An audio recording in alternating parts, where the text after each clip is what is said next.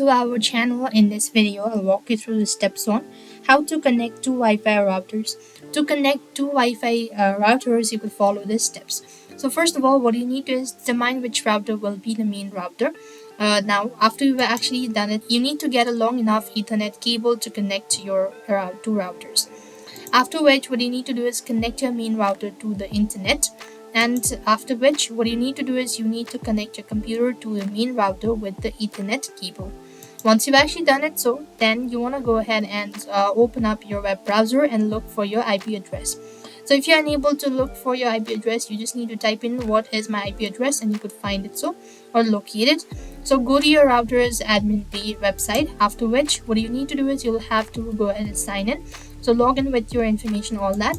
And once you've actually done it, you need to turn on DHCP.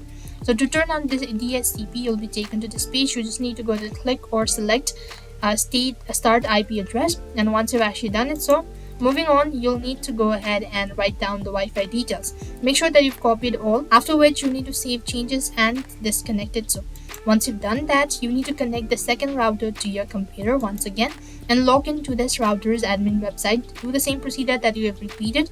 Now once again, you'll be able to see that enable bridging mode on the router. Now then you want to go to the connection type and then enable the bridging mode on this router. Once done, you want to go ahead and configure bridging mode, after which you'll be then update the Wi-Fi settings on the secondary router.